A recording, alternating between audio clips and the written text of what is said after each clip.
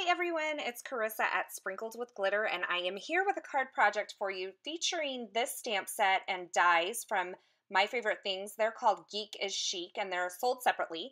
And I'm also going to be using this stencil from My Favorite Things. It's called On the Diagonal. Now these are kind of newer products, they're new to me. They were released not too long ago. And I'm going to be using some ink and some embossing paste with that stencil, but I want to contain it into a circular area on the front of the card. So I'm just taking a little bit of this Eclipse masking tape or masking paper, and I'm going to cut a circle out of it. That circle is from the Lifestyle Crafts or We Are Memory Keepers nesting circles. And so I'm just putting the masking paper onto my platform with the cutting pad between the platform and the paper and the die. And then I put another plate across the top of that and I'm just cutting it out. So just die cutting it like you would any other paper or cardstock. And then I'm going to cut out these glasses using some black cardstock. And same sandwich once again, I'll just stack that up and then run it through my embossing machine.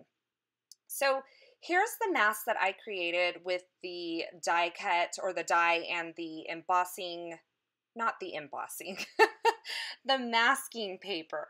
So I kind of want to place it onto my card front there, and so I just used the die to kind of figure out where I wanted it and then put the masking paper down. So once I got that down, then I could bring in, I'm using a craft sheet to protect my work surface, and this is the Ranger craft sheet, and I've just cut it down.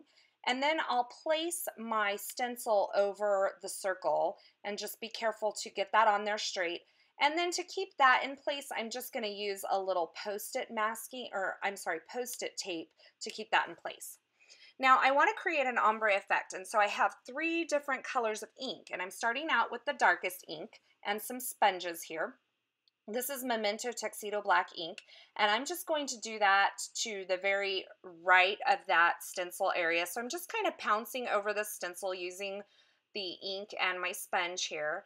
And then I'll move on to the charcoal color from Hero Arts, and I'll put that and I'll kind of fade them into each other. So once I get a little bit of that down, I'll kind of go back and forth over the area that had the tuxedo black, so it kind of fades into that as well.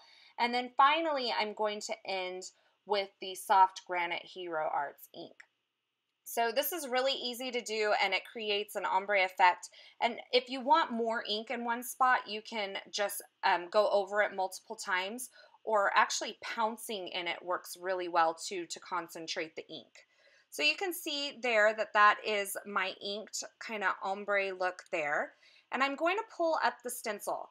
Now I want to clean this between now and the time that I'm going to use the embossing paste so that I don't get ink into my embossing paste.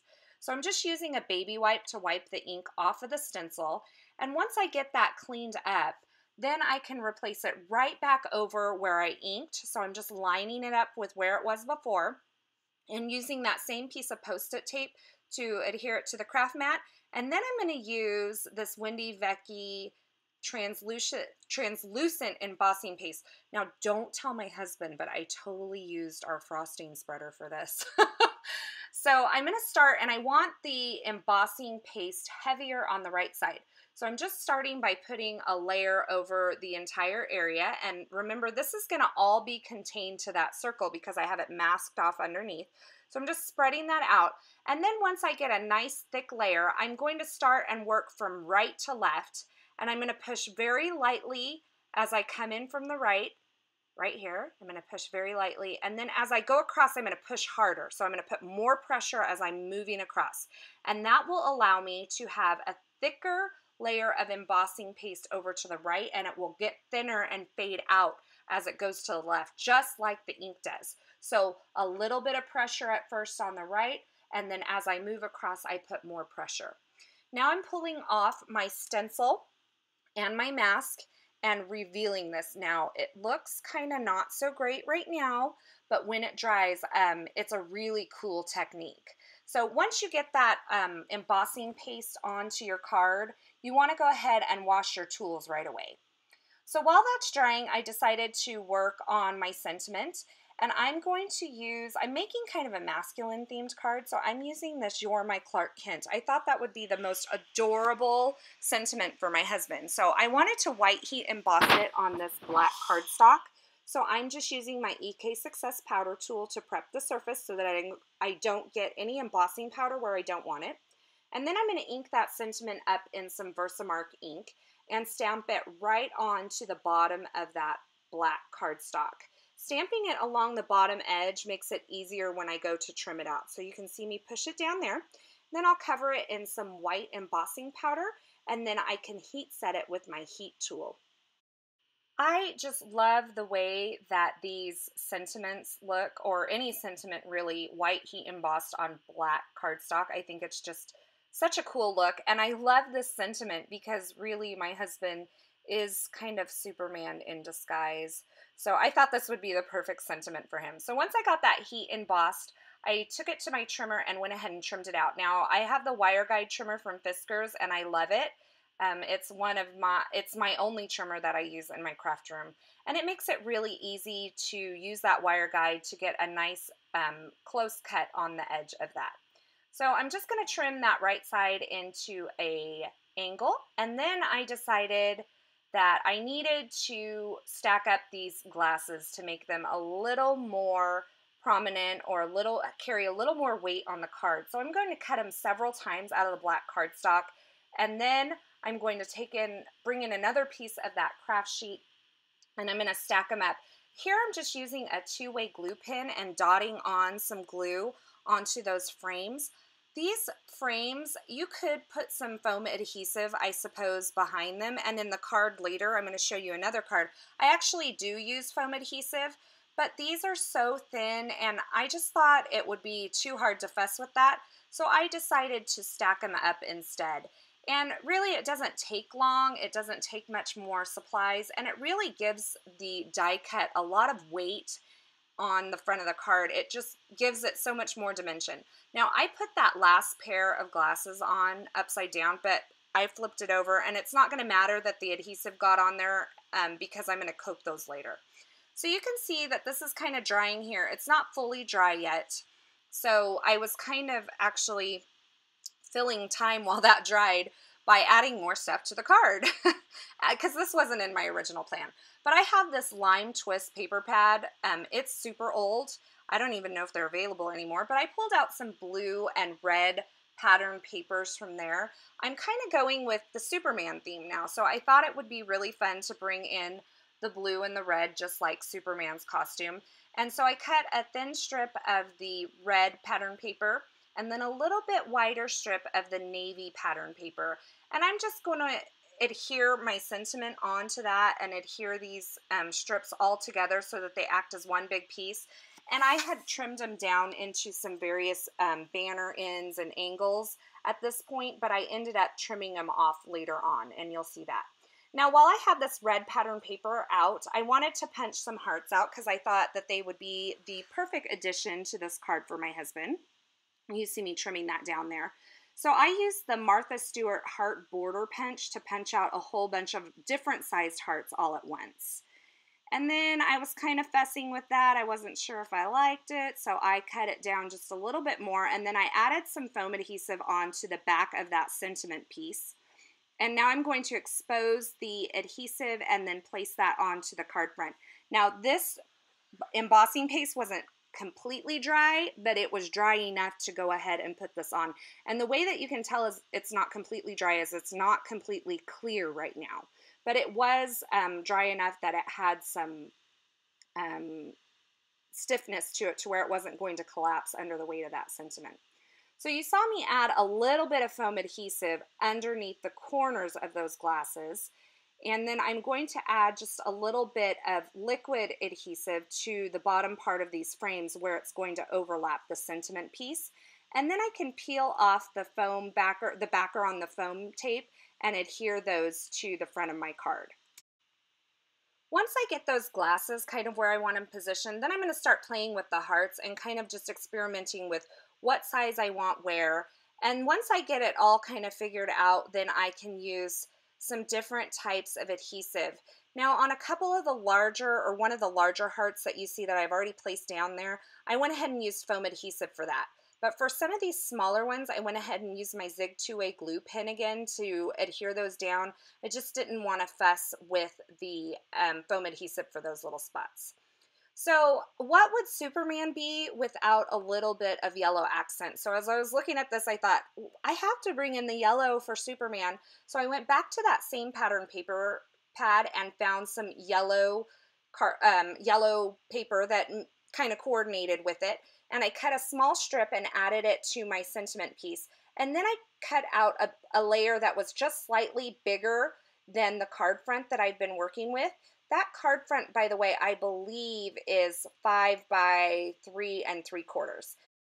So rather than smushing my card front down, I went ahead and added just regular tape runner adhesive to the yellow piece and adhered my card front onto that.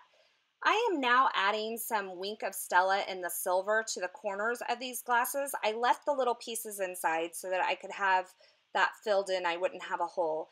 And then to finish this card off, I am going to add a thick layer of glossy accents over the glasses.